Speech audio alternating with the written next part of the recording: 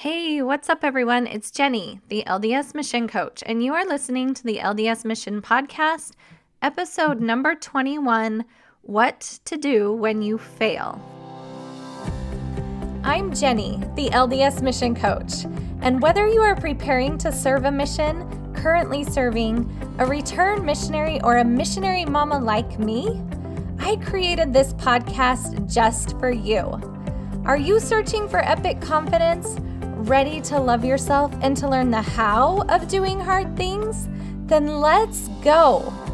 I will help you step powerfully into your potential and never question your purpose again. It's time to embrace yourself, embrace your mission, embrace your life, and embrace what's next.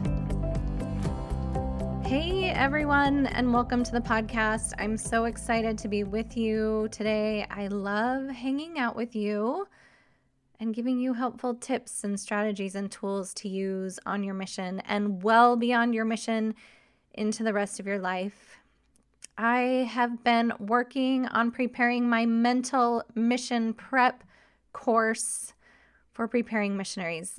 I know that missionaries are spiritually prepared, and there's never been more of a need to have mental preparedness. And that's why I created Mental Mission Prep. And can I just say that I love giving these tools to preparing missionaries? When I sent my two boys off on their missions, I just kind of crossed my fingers and hoped they were emotionally and mentally prepared. And I know we'd done some spiritual preparedness. I know we'd done some youth treks. They were involved in sports. They'd had some challenging times. But I really didn't have a litmus test to let me know how it was going to go on the mission. I didn't know if they were mentally and emotionally prepared. I didn't know if I'd given them all the tools that they would need to succeed out there. And after working with hundreds of clients, preparing, currently serving return missionaries, and hearing from dozens of missionary mamas and hearing what their missionaries are struggling with, I have created a proven framework that helps missionaries navigate the challenges of a mission. I have so many moms that email me and tell me that their son or daughter are struggling. Listen, there's nothing wrong with that because the mission is actually really challenging. It's hard. There will likely be some moments of struggle, and there will be some good moments too, but there will be moments of struggle. But the thing that I've noticed with this framework, with this course that I've created for preparing missionaries, is that when preparing missionaries have these tools, it allows them to use the struggle to create growth and to propel them forward. If they don't have mental and emotional tools, the struggle just kind of takes over and it kind of sucks them in and it's hard to see out of. Now, struggle looks like a lot of different things on the mission. There's homesickness, losing confidence, there's comparison, there's difficult companions, there's perfectionism, there's pressure from goals and things that we're trying to set, and there's failure. And that's what I want to talk about today. But before I move on to failure, I want to let you know that I am currently enrolling for my January course of Mental Mission Prep, and you should totally be in there. We stop the mission struggle before it even begins. So if you're interested in that, why don't you send me an email, jenny@jennydildine.com, and we can get you set up in Mental Mission Prep.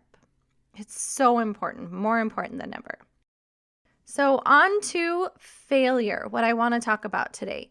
What I hear most often from clients is a sentence that sounds like this: I feel like a failure.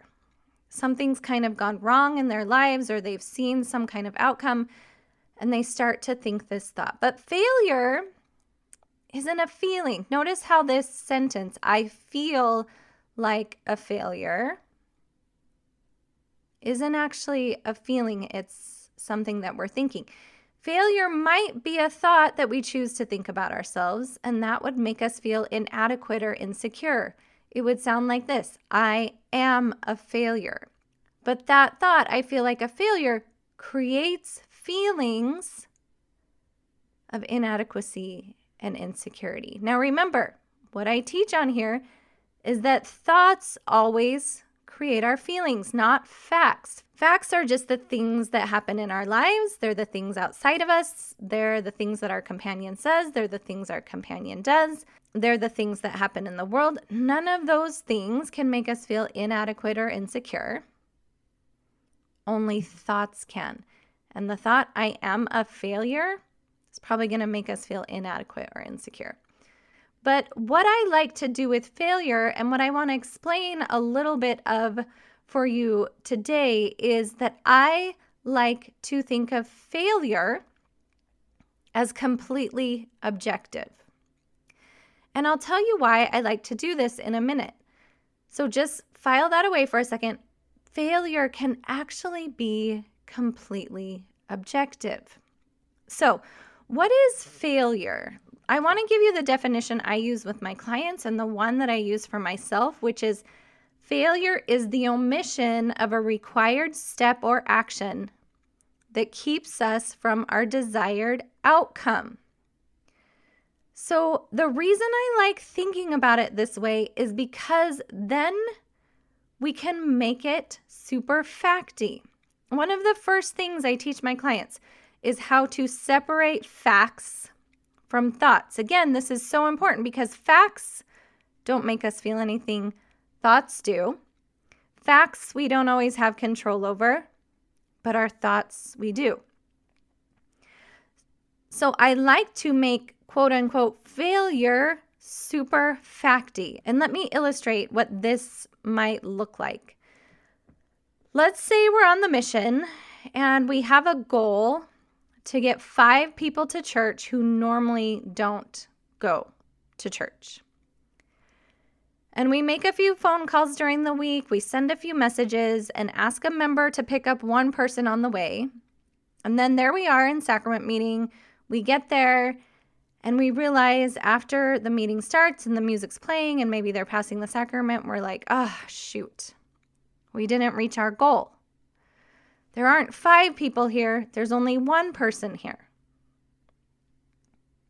This is where we have an opportunity to make our failure super facty. 1 out of 5 people. That's a fact, right? We were trying to get 5. We only got 1. Now, instead of thinking we failed, or I'm a failure, or our companionship has failed, I choose to think of it like, 1 out of 5? Okay, maybe we didn't make enough calls. Maybe we didn't invite enough people. Maybe we should have sent messages the morning of.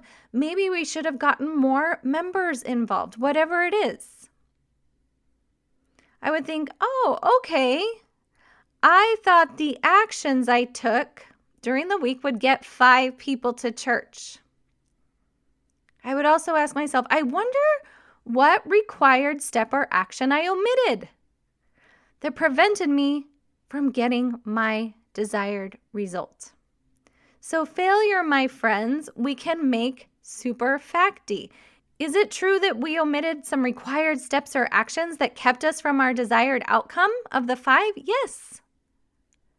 We could call that a failure, but it's also super facty. And the reason that this is so important is, again, because facts don't cause our emotions, thoughts do. So why do we avoid failure? The difficulty of failure comes not because of 1 of 5 people at church. It comes from what we make the failure mean. It comes from our thought about the 1 out of 5 people at church. Most of the world goes around trying to avoid failure. The thing that's so ironic about this is we have complete control over what we choose to make it mean. The 1 person at church when we wanted 5 doesn't make us feel anything. There was probably way more than just 1 person at church. Those people, or the 1 that got there, doesn't make you feel anything. It's all of our thoughts about the 1 person out of 5 that make us feel inadequate or insecure. Most of the time, we make it mean that we aren't good enough, or that people don't like us, or that people don't care about what I have to say, or maybe what I have to say isn't that important, or they should think it's important. Those thoughts don't feel very good, do they? Those thoughts actually create feelings of sadness, overwhelm, discouragement, pressure, insecurity, sometimes self-loathing. And our brain doesn't like feeling these emotions. Remember, your lower brain can't differentiate between physical pain and emotional pain. And so what our brain decides is like, what would be best is if we just didn't try at all. So we get the one person to church out of 5. We have this thought that we're not good enough, or people don't like us, or this is our fault. We feel sadness, overwhelm, discouragement, pressure, insecurity, sometimes self-loathing, and we stop trying. We actually quit. Our brain is like, what would be so much better is if we never did this again. Those feelings stink. Those feelings don't feel so good, so our brain just wants us to quit. But we actually have 2 options when we fail. Number 1, we can make it mean something about us. Completely subjective. We'll start to have tons of thoughts about ourselves when we only get the one of 5 people to church. Or we can make it mean something about the process. That's so different. It's so objective. We can have tons of curiosity about the specific steps or actions that we omitted. And that creates an entirely different feeling. Let's think about this. If we were making a batch of cookies, by the way, I actually have a client that's in mental mission prep right now, and she works for Crumble. And she actually told me that she was in charge one morning of putting together a test cookie. She didn't tell me what flavor it was, but my girls were obsessed and totally fangirling when they found out that she works for Crumble Cookie, because we're huge fans of Crumble Cookie around here. But back to, if we were making cookies at home and we were following a recipe, and there was sort of this recipe that we thought we needed to follow to get a desired outcome. The outcome is that we have some yummy cookies that we can eat. But what if we inadvertently omitted a certain step or a certain action? What if we omit the flour? What would happen to those cookies? We would put them in the oven, and then we'd pull them back out, and it would just be like a soupy, probably or hard mess all over the pan. Now notice, with the cookies, we hardly ever make it about us. We hardly ever make it mean that we're not good enough, that we're terrible, that we should never cook again. We hardly ever make that outcome subjective. And yet, with so many other things in our lives, we do make it subjective. When those cookies don't turn out the way that we expected them to, or we didn't get the outcome that we were expecting, we don't judge ourselves and think there's something wrong with us. Instead, we're like, oh, well, I guess I left something out. Let's go back to the drawing board. I wonder what I left out. I wonder why it didn't turn out the way I thought it should. So what's the big deal? We have these 2 options. We can make it mean something about us, or we can make it mean something about the process. If we all went around thinking, there's something wrong with me, I'm a terrible cook, we'd probably never cook cookies again. But we don't. We're just like, oh, well, we'll give it another try. Let's try it again. Let's look at the recipe and go again.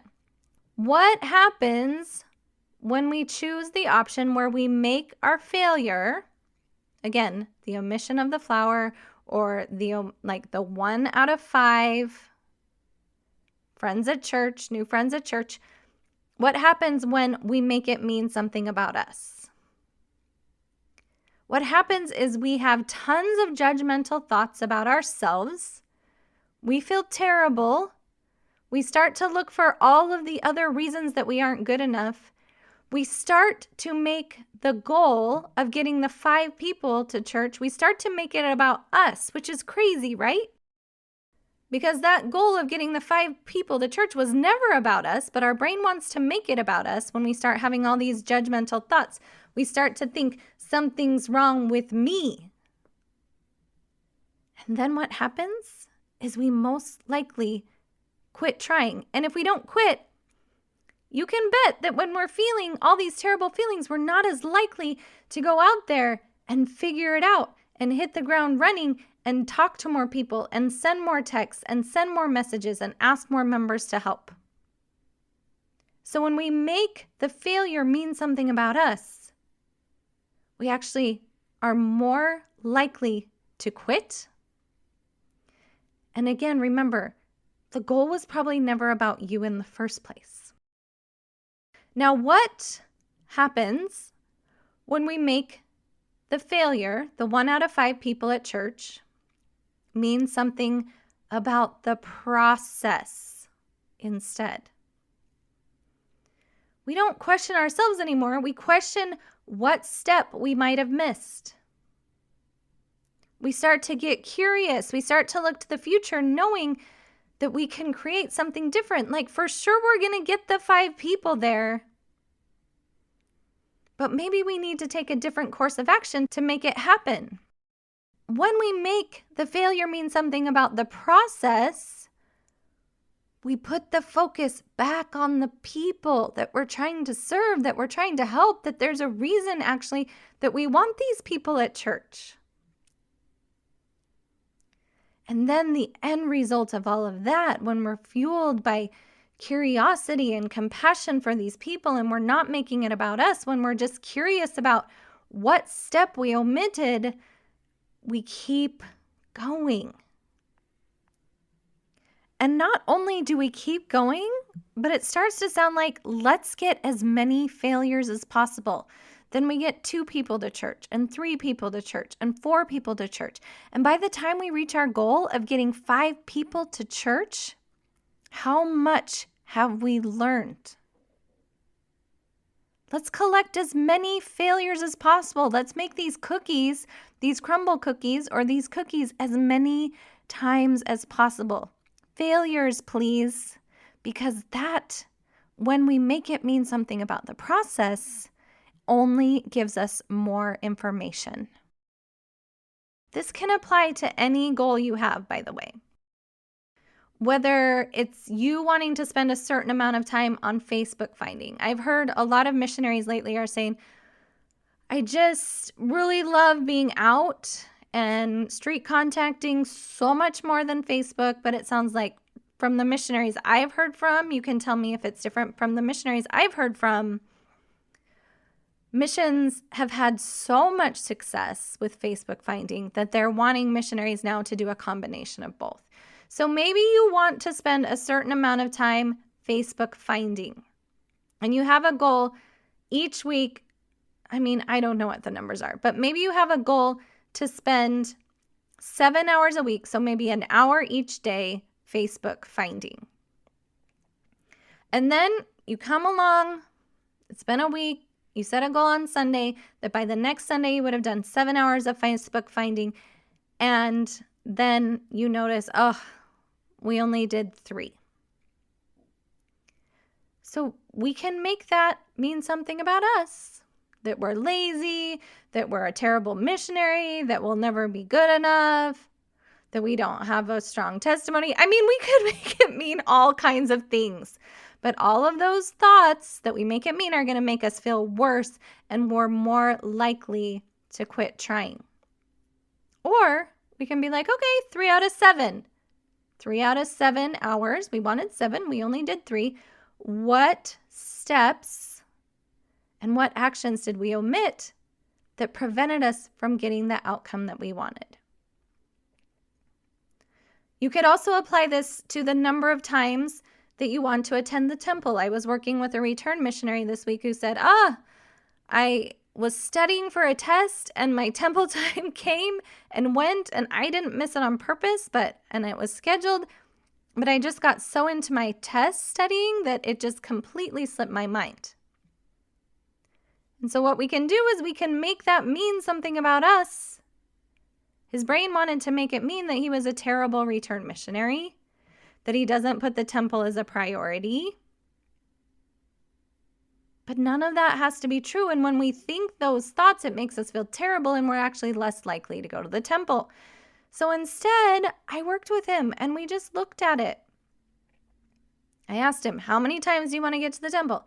He said, I want to get there every Thursday. So we made it super facty. Okay, so how many times have you gone to the temple so far in the last 4 weeks? He was like, well, now I'm at 3 of 4. Okay, 3 of 4. What do we want to make that mean? We can make it mean something about the process. You can bet that after that happened, he's like, from now on, I'm going to set an alarm so that it goes off when it's time to start getting ready for the temple. See, nothing's wrong with him. All that happened is he omitted a certain step or a certain action that would have allowed him to get to the temple that day like he wanted. But as soon as we make it mean something terrible about us, we don't want to go to the temple. We get on ourselves. And he even said to me, if I had been in self-loathing and insecurity and self-judgment, I most likely would not have rescheduled the session. But instead, he was like, okay, what step did I omit that will get me there next time? And he set an appointment for the next day. Then he went the next day. No big deal. It could also be the number of contacts that you're supposed to reach. Maybe street contacting. Maybe you're supposed to get 7 street contacts or something like that. You guys will know the numbers way better than me. But we get to the end of the week and we only have 2. Or maybe we have 6, but it's not 7. And instead of making that mean like we're terrible, we can be like, oh, okay, well, we must have omitted some actions. We must have omitted some steps that prevented us from getting the outcome that we wanted. Remember, the definition of failure, the definition I want to give you today, is that failure is just the omission of a set of required steps or actions that keep us from our desired outcome. It's hardly ever about us. Can we make it mean something about the process and get curious about that? Now, I have some mantras for you when you fail. And there's 5 of them.